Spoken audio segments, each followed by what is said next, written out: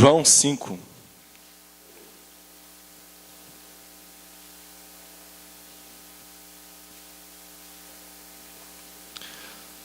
João 5, nós vamos estar lendo a partir do versículo 31 até o final do capítulo.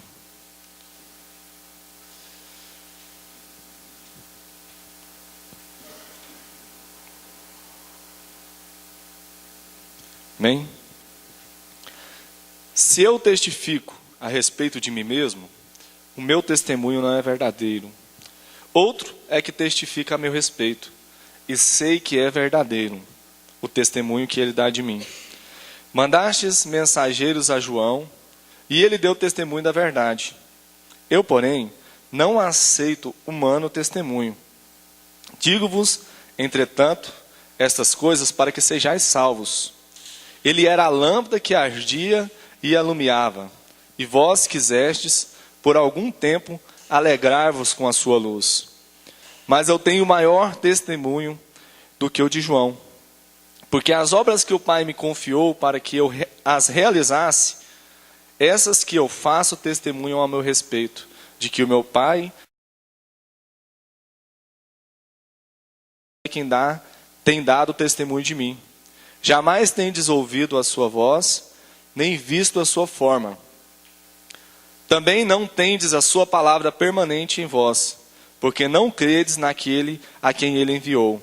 Examinai as Escrituras, porque julgais ter nelas a vida eterna, e são elas mesmas que testificam de mim. Contudo, não quereis vir a mim para terdes vida. Eu não aceito glória que vem dos homens. Sei, entretanto, que não tendes em vós mesmos o amor de Deus. Eu vim em nome de meu Pai, e não me recebeis. Se outro vier em seu próprio nome, certamente o recebereis. Como podereis crer, vós que aceitais glórias uns dos outros? E, contudo, não procurais a glória que vem do Deus único. Não penseis que eu vos acusarei perante o Pai. Quem vos acusará é Moisés, em quem tendes firmado a vossa confiança. Porque, se de fato cresces em Moisés, também crereis em mim, porquanto ele escreveu ao meu respeito. Se, porém, não credes nos seus escritos, não crereis nas minhas palavras. Amém? Tava pensando, vindo para cá e pensando, como o ser humano ele tem a capacidade de distorcer as coisas, né? Um advogado de defesa, ele pega o depoimento da testemunha de acusação e ele consegue distorcer o testemunho de acusação ali e colocar aquele testemunho ao seu favor, né? Consegue pegar as palavras numa testemunha de acusação, distorcer aquelas palavras e colocar ela ao seu favor. E essa manipulação que se tem da palavra, essa capacidade que o homem tem de distorcer ou muitas das vezes de entender de forma errada a palavra, isso já vem de muito tempo, né?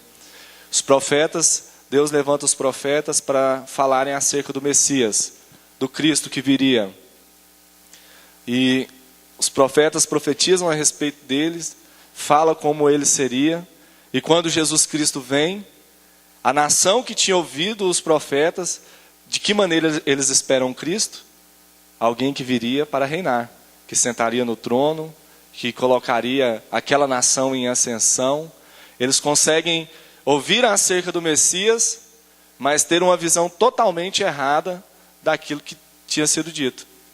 E ao invés de vir um Messias, um Cristo, num cavalo branco, vem um servo sofredor que morre, pela humanidade. Um Cristo que fica no meio dos pobres, com as prostitutas, com os publicanos, Então, uma imagem totalmente distorcida daquilo que realmente tinha sido dito pelos profetas. E não terminou por aí, Até os nossos dias, as pessoas têm pegado esse evangelho, têm pegado a pessoa de Cristo e têm distorcido a sua mensagem. Muitos têm usado o evangelho para dizer que Deus ele é o provedor da prosperidade, que Ele é um Deus da prosperidade, que você pode ir até Ele, que Ele vai prosperar, que a questão dele é prosperar, é dar dinheiro, é dar vida boa. Muitos têm pegado essa mensagem para dizer que Ele é o Senhor que cura. Não que Deus não possa prosperar, não que Ele não tenha poder para curar, mas a mensagem que foi anunciada por parte dele não foi uma mensagem de cura e nem uma mensagem de prosperidade. Mas até hoje, as pessoas têm pego essa mensagem e distorcido essa mensagem. Fica até difícil nós dizermos somos evangélicos. Se dizermos uma pessoa que entende um pouco, ele vai falar, não, mas você é evangélico, mas senta aqui e me explica no que você acredita. Porque não é a mesma coisa. Muda de igreja para igreja a mensagem que é pregada, como se não fosse o mesmo evangelho. Se usam a mesma Bíblia, a mesma palavra, mas falam como se não fossem o mesmo evangelho. Como se fossem coisas totalmente diferentes, mas por causa do poder de manipulação que as pessoas têm. Alguns manipulam para conseguir coisas ao seu próprio benefício, outros manipulam por serem leigos mesmo e por não buscarem, né, entender mesmo o que a palavra nos diz. João capítulo 5, o começo desse capítulo ele começa com um milagre ali no tanque de Betesda. O capítulo 5 ele começa dizendo que havia em Jerusalém ali um poço, e havia uma crença popular que naquele poço ali, o anjo agitava aquela água, e quem entrasse naquela água depois que a água fosse agitada, ele era curado. Fato é que havia nessa água um poder medicinal ali, então havia essa crença popular. E como havia essa crença popular, lá tinha uma multidão de enfermos, de coxos, de cegos, todo mundo se dirigia para lá. É como o hospital nos dias de hoje, né? Alguém que está procurando melhorar de alguma enfermidade, ele vai para o hospital, né? E a Bíblia diz que Cristo ele vai até esse lugar, e lá nesse lugar ele vai em direção a um homem que estava enfermo há 38 anos, e cura esse homem. Fala para aquele homem para que ele levante, pegue o seu leito e andasse. E aquele homem, pelo poder da palavra de Jesus, aquele homem levanta e ele é curado. Ele levanta e ele é curado. Só que essa cura, o fato dele ter curado, essa cura ela trouxe um grande questionamento entre os fariseus, os judeus que ali estavam. Porque dentro da religião judaica, dentro da tradição judaica, há 39 coisas que não se pode fazer no sábado. E uma dessas coisas é carregar peso. E eles se dirigem até aquele enfermo e falam para aquele enfermo, olha, você está carregando o leito no dia de sábado, e o enfermo diz, olha, quem me curou foi que falou para me carregar o leito. Então Jesus ele usa esse milagre, na realidade, para transmitir uma mensagem, tanto para o enfermo, quanto para a multidão que estava ali, ao seu redor.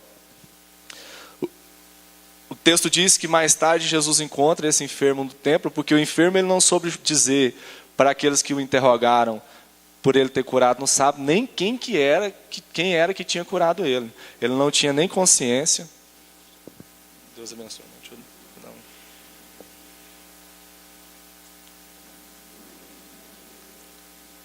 O enfermo ele não tinha nem consciência acerca de quem era Jesus. De quem era Jesus. Então o texto diz que mais tarde, Jesus ele se encontra para aquele enfermo e ele já começa a transmitir a mensagem que ele quer transmitir.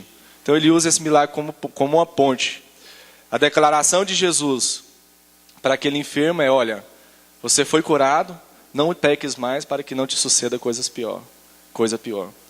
Ou seja, o objetivo maior de Jesus era transmitir uma verdade, tanto para aquele enfermo, quanto para o povo que estava ali.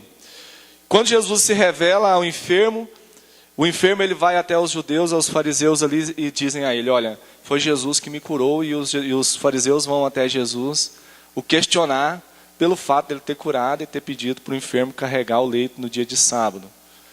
E quando os fariseus chegam diante de Jesus perguntando por Jesus acerca da questão do sábado, Jesus ele faz uma declaração que, se nós pararmos para pensar, deixou ele ainda em pior lençóis, né? Se Jesus quisesse agradar o povo, ele não teria agradado.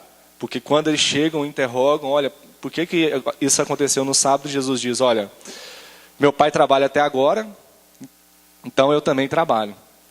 Ou seja, piorou a situação, que se para o judeu a pessoa fazer alguma coisa no sábado era um crime, Jesus ele se faz igual a Deus, então é pior ainda do que trabalhar no sábado, do que ter curado no sábado, do que ter pedido para aquele enfermo, aquele que era outrora enfermo, carregar o leito no sábado. E do versículo 19 até o versículo 30, Jesus ele usa essa oportunidade para transmitir uma mensagem para aquele povo. E ele começa a falar para aquele povo acerca da sua ligação com o Pai. E Jesus ele diz que, olha, o Pai ele me deu autoridade. Depois, se os irmãos lerem os versículos anteriores, os irmãos vão perceber isso. Ele, olha, o Pai me deu autoridade para dar vida. O Pai me deu autoridade para ressuscitar dentre os mortos. O Pai a ninguém julga, mas o Pai me deu autoridade para que eu julgue. Então Jesus ele vem falando acerca da sua ligação com o Pai. Olha, eu trabalho no dia de sábado, assim como o Pai, porque eu sou um com o Pai. Essa é a verdade. E tudo que eu faço, ela está em conformidade com aquilo que o Pai quer que faça. O Pai me revela o que Ele quer que eu faça e eu executo a vontade do Pai. Então Jesus ele usa esse milagre e começa a transmitir, se revelar àquele povo que estava ali. Olha, na realidade é isso mesmo. Eu vim da parte de Deus e eu sou um com Deus, e assim como Deus, eu tenho poder para dar vida, assim como Deus, eu tenho poder para ressuscitar dentre os mortos, e ao Pai, o Pai ainda concedeu a mim poder para julgar. Ainda tem um detalhe, obras maiores do que essas, vocês ainda verão acontecer. E nós sabemos que a obra maior realizada por Cristo, ela foi consumada ali na cruz. Então Jesus ele faz toda uma declaração acerca da sua divindade e da sua união com o Pai. E quando ele chega aqui no versículo 31, ele fala isso até o versículo 30, né? E no versículo 31, Jesus ele diz o seguinte, que é o texto que nós lemos. Se eu testifico a respeito de mim mesmo, o meu testemunho não é verdadeiro. O fato é que dentro da tradição, dentro do povo judeu, mas na realidade isso não é nem só dentro do povo judeu, né? Mas aquilo que você diz a respeito de si mesmo, para eles lá, não tem valor. E hoje em dia também, por causa de tanta falcatrua, né, é da mesma forma também, né? O que a pessoa diz, geralmente não tem valor. Né? Eu lembro de história, assim, do povo contar a história que, bem antigamente, lá na época do Mão Neucimar, do Luciano, vai saber dizer melhor, né? O povo arrancava um fiozinho de bigode, e aquele fiozinho de bigode era a palavra, né? Vou comprar essa fazenda sua aqui e eu vou te pagar ela tal dia. Arrancava um fiozinho de bigode ali, dava um fiozinho de bigode para outra pessoa. Aquele fio de bigode era o contrato.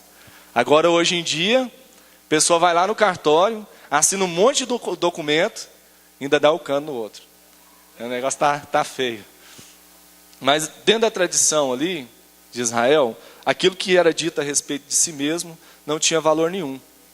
E do versículo 19 até o versículo 30, Jesus estava dizendo a respeito de si mesmo. Olha, eu sou assim. Eu sou assim, eu sou um com o Pai.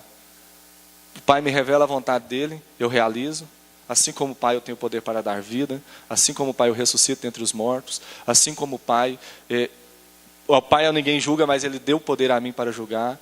Até então, é um monólogo, né? Jesus falando a respeito de si mesmo. Aí no versículo 31 ele fala, olha, mas eu sei que para vocês o que eu falei não tem serventia nenhuma, porque o que eu falo, se eu falo a respeito de mim mesmo, o meu testemunho não é válido. Mas tem um detalhe, versículo 32. Outro é quem testifica a meu respeito. E eu sei que o testemunho que ele dá de mim é verdadeiro. Aí Jesus ele começa a falar acerca de outros que testemunham ao seu respeito. Olha, se o meu testemunho não é válido, tem outros que testificaram a respeito de mim assim como eu testifiquei. Se não é válido, o testemunho desses outros precisam ser observados e precisam ser levados em conta. Jesus começa a dizer que o primeiro que testifica a respeito dele, acerca da sua divindade, que ele viu da parte do Pai, que ele tem autoridade, foi João Batista. Versículo 32. Mandastes mensageiro a João, e ele deu testemunho da verdade. Versículo 34. Eu, porém, não aceito testemunho humano, digo-vos, entretanto, estas coisas, para que sejais salvos. Versículo 35. Ele era a lâmpada que ardia e alumiava, e vós quisestes por algum tempo alegrar-vos com a sua luz. Então, primeiro que Jesus chama a atenção daquele povo para olhar é acerca do testemunho de João. Se o que eu falo não tem valor, vocês se lembram do que João Batista disse a respeito de mim? Vocês se lembram do testemunho de João? João já testificava ao meu respeito. Vamos lá para o Evangelho de João, capítulo 1, voltar aí algumas folhas, só para nós vermos algumas declarações de João, dentre muitas, né? Quero enfatizar algumas. Evangelho de João, capítulo 1.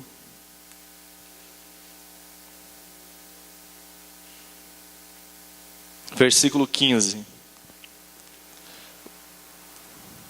João testemunha a respeito dele e exclama: Este é de quem eu disse, o que vem depois de mim, tem contudo a primazia, porque ele já existia antes de mim.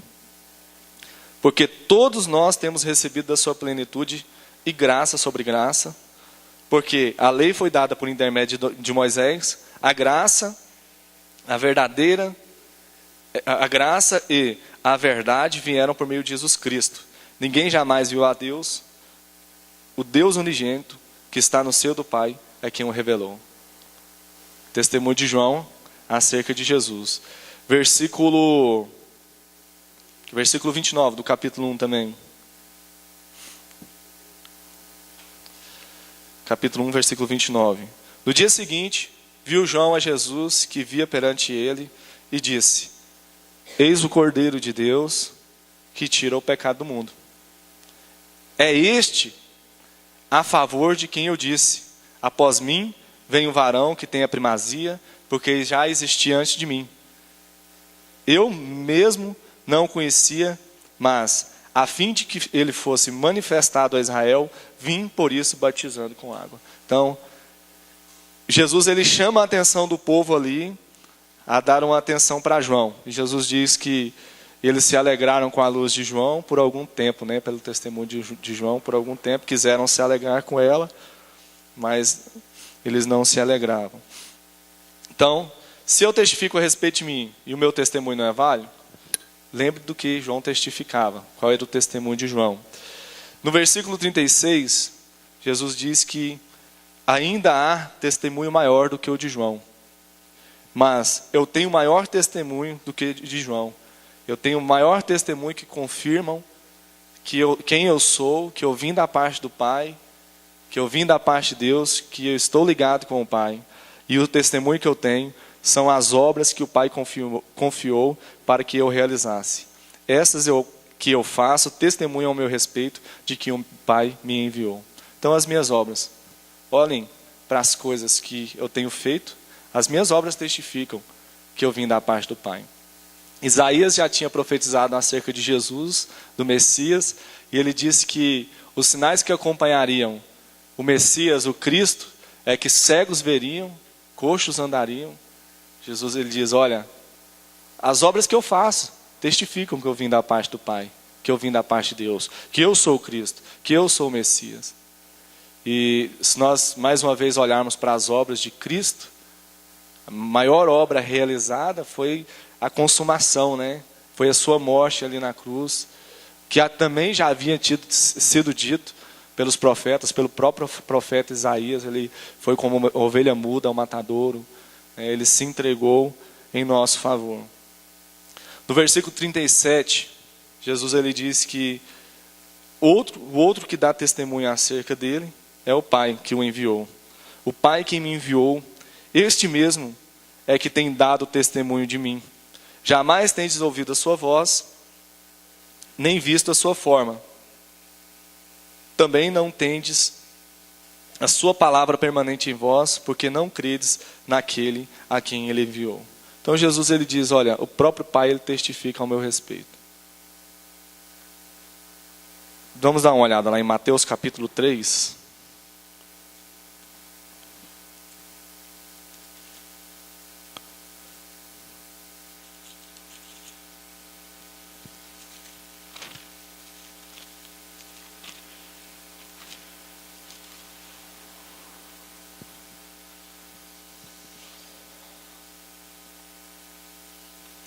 capítulo 3, versículo 13.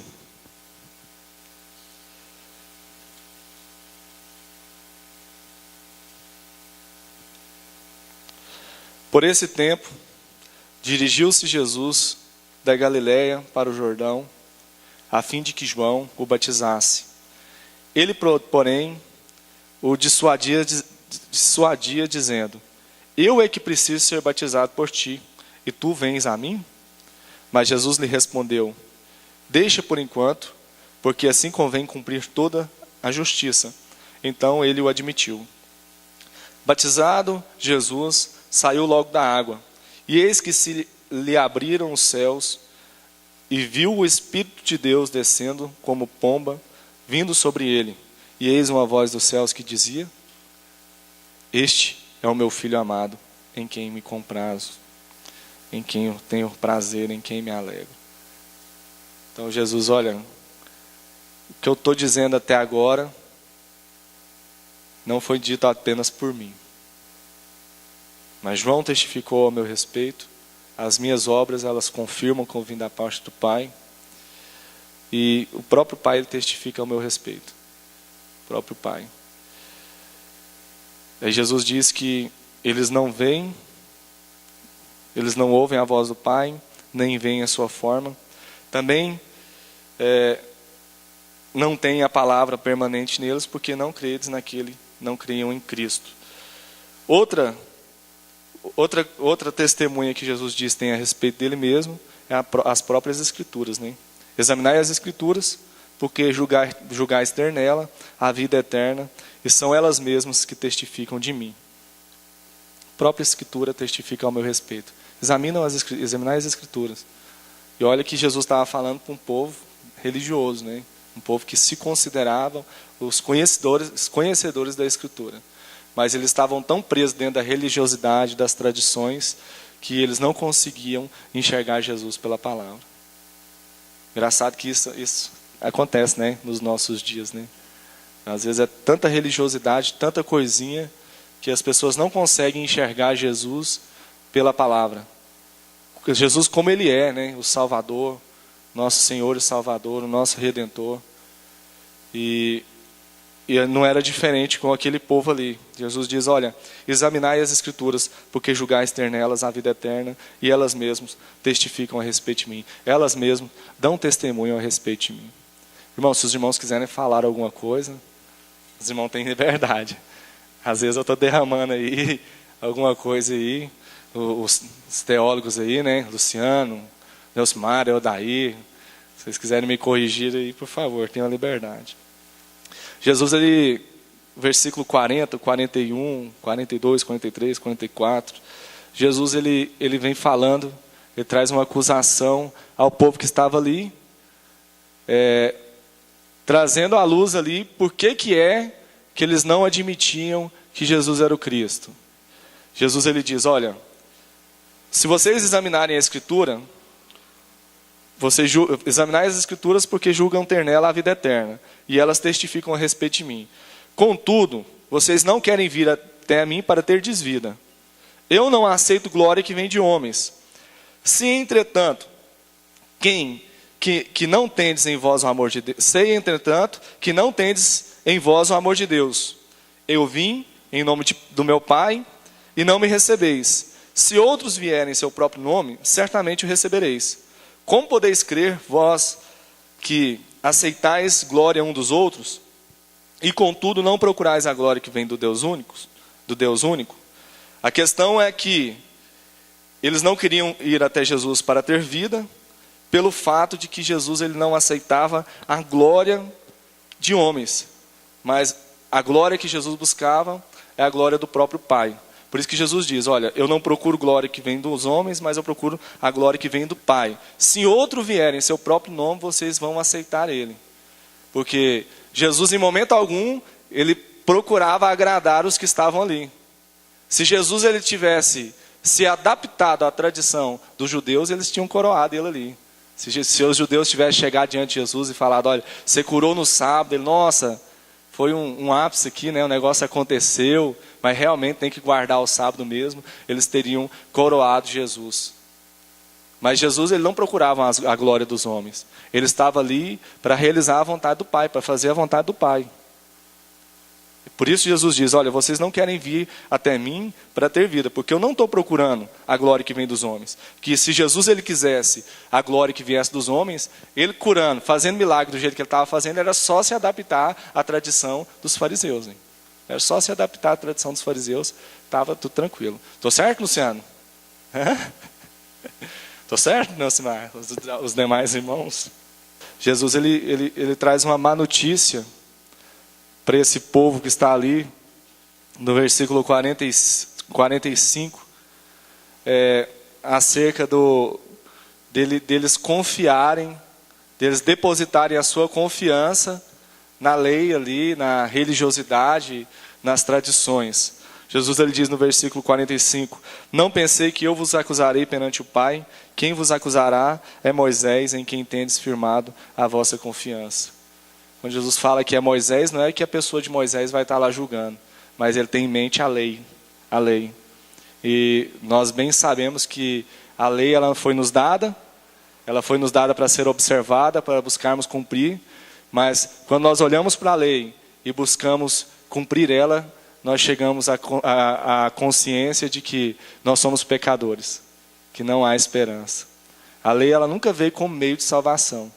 A lei ela veio para ser observada mesmo, para ser cumprida, mas ela não veio como meio de salvação. Porque quando nós olhamos a lei, nós descobrimos na realidade que nós somos pecadores e que nós somos culpados e que estamos enrolados. Jesus diz, olha, essa lei em quem vocês põem tanta sua confiança, no final, ela é que vai trazer juízo sobre vocês. É a própria lei. Porque não há salvação em obras, não há salvação em se guardar as tradições, em religiosidade. A salvação ela está em Cristo. Jesus ele estava mostrando isso para aquele povo que estava ali. A salvação ela está em mim, porque eu tenho poder para dar vida, eu tenho poder para ressuscitar dentre os mortos. O Pai confiou isso a mim. Eu estou aqui executando a vontade do Pai, revelando o Pai a vocês. Então, vocês que se apoiam em todas as tradições, nesses conhecimentos, no final, quem vos acusará, quem trará juízo sobre vocês é a própria lei. São as suas próprias tradições. Se vocês crescem realmente em Moisés, também que teriam crido em mim, porque o próprio Moisés escreveu ao meu respeito. Outro que testemunhou ao meu respeito é o próprio Moisés, em quem vocês tanto observam o que ele disse. Se, porém, não credes nos seus escritos, como crereis nas minhas palavras? Então, Jesus, interessante a gente olhar o objetivo do Evangelho de João, é que quando a gente começa a perceber isso no decorrer de todo o livro, né? Em João, no capítulo 20, se eu não me engano, João fala que o objetivo, muitos milagres foram escritos. Na verdade, Jesus fez diante dos discípulos muitos outros sinais que não estão escritos nesse livro. Mas tudo que foi registrado foi registrado para que quem lesse, crescem que Jesus era o Cristo, o Filho de Deus, e para que crendo tivessem a vida em seu nome. Então Jesus usa esse milagre para a mesma coisa, para que as pessoas dessem atenção para ele e ele se revelassem como Cristo e que as pessoas crendo nele como Cristo tivessem a vida eterna. Então ele diz a respeito de si mesmo, ele usa as argumentações para que o povo o identifique como Cristo, para que no final eles tivessem vida. Jesus ele ainda disse isso no versículo 34. Olha, quando eu falo de João, eu não digo isso, eu digo isso não porque eu aceito testemunho humano, mas é porque eu quero. Digo-vos, entretanto, essas coisas, para que vocês sejam salvos, para que vocês consigam me enxergar como o Cristo, como o Filho de Deus que veio ao mundo para salvar. Esse é o Jesus do Evangelho, o Jesus que veio para salvar, que entregou em sua vida em favor da humanidade.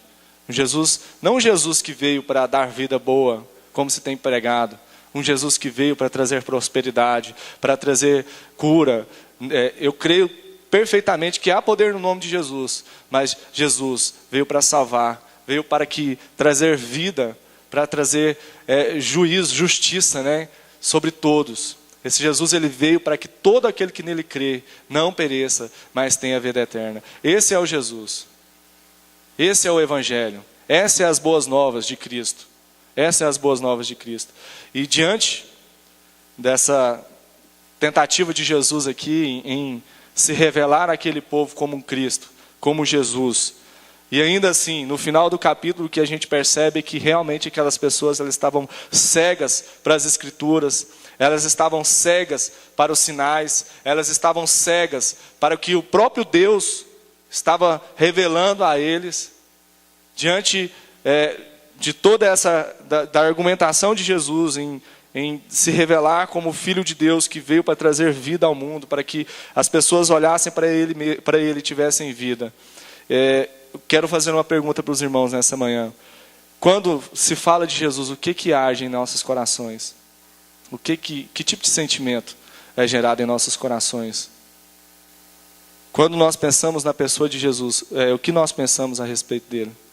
Será que nós somos constrangidos por sabermos que nós somos pecadores, que olhando para as Escrituras, nós não podemos salvar a nós mesmos, e que Deus enviou o seu Filho, e esse Filho veio em cumprimento à vontade do Pai, e executou a vontade do Pai, e Ele trouxe vida eterna. Vida eterna é essa que nós já desfrutamos agora em vida, e continuaremos quando o nosso tempo aqui nesse mundo tiver fim. Será que é isso que queima nos nossos corações quando nós pensamos em Jesus? Será que o primeiro pensamento que vem em nossas mentes é que Ele é o nosso Salvador? O apóstolo Paulo disse que o amor de Cristo constrange. Será que nós somos constrangidos por esse amor? Ou será que a religiosidade tem tomado conta do nosso coração? Ou será que inconscientemente nós temos distorcido a palavra de Deus e temos enxergado Jesus como uma outra coisa, como um meio para um outro fim? O que queima nos nossos corações? Eu sei o que precisa arder, eu sei o que precisa queimar. Olharmos para Jesus tem que nos fazer nos render a Ele, buscarmos a cada dia mais e mais, vivermos em conformidade com a vontade dEle. Entendermos isso, entendermos quem Ele é, que Ele é o nosso Salvador, que Ele nos trouxe vida, que Ele é o nosso Senhor, que Ele nos trouxe novamente paz com Deus, que Ele nos livrou da ira futura que nos aguardava, precisa nos constranger. Essa mensagem ela precisa derreter no nosso coração, tem que fazer queimar no nosso coração. Não um outro tipo de sentimento. Qualquer outro tipo de sentimento não é evangelho. Não é evangelho. E isso me leva também a outra pergunta. O que nós temos testemunhado acerca de Cristo? Que Jesus que nós temos apresentado a outras pessoas? O Jesus que nós temos apresentado a outras pessoas, que temos desenhado para outras pessoas, com certeza é o Jesus que temos desenhado para nós mesmos. Se nós temos apresentado um Jesus da religião para as pessoas, nós temos que voltar os nossos olhos para a cruz. Nós temos que voltar os nossos olhos para o real propósito da sua vinda nessa terra. Se é isso que temos pregado, se é isso que temos ensinado, é porque é nisso que cremos. Temos que mudar então, deixarmos de sermos religiosos e voltarmos os nossos olhos para as Escrituras e pedirmos a misericórdia de Deus para que Ele nos ajude a sermos diferentes dessas pessoas aqui que ouviam a voz de Deus, mas não ouviam realmente, não conseguiam ver a sua forma. Eles estavam diante do Cristo, do Messias, o Salvador do mundo, e eles não o identificaram, eles não conseguiram verem nele aquele que tinha sido dito que viria para salvar o mundo, para trazer vida. Então que nós não estejamos cegos a esse ponto. Chegamos cegos a esse ponto. Precisamos realmente voltar, ao evangelho genuíno, se nós não temos vivido esse evangelho. As pessoas hoje há pouca disposição para fazer algo para Cristo. Há pouca disposição de muitos. Mas é justamente por causa disso. Porque eles não compreendem a grande obra que foi feita por Cristo por eles. Nós somos devedores. Ainda que nós nunca estaremos quites com o Senhor, ainda que nós vivamos o resto da nossa vida totalmente para fazer a obra de Deus, ainda assim nós chegaremos diante dele devedores. devedores. Se o que Jesus Cristo fez na cruz não nos motiva a viver uma vida para a glória dele, é porque nós, de repente, não temos entendido verdadeiramente o que Jesus fez na cruz, ou nós estamos olhando para outra direção. Amém? Então, queria fazer uma oração. Nós possamos nessa manhã pedir a graça de Deus e a misericórdia, porque muitas das vezes na correria do dia a dia, nas atividades do dia a dia, nós desviamos os nossos olhos de Cristo e começamos a olhar para nós mesmos e olhar para o nosso próprio umbigo e de repente nós criamos uma imagem de Cristo que não é a imagem que nós precisamos ter dele, e já não temos mais alegria, porque ele é o motivo da nossa alegria. Ainda que as adversidades venham, ele é o nosso Salvador, ele é o motivo da nossa alegria, e nós já não conseguimos tê-lo mais como o motivo da nossa alegria, porque nós já não estamos olhando para ele.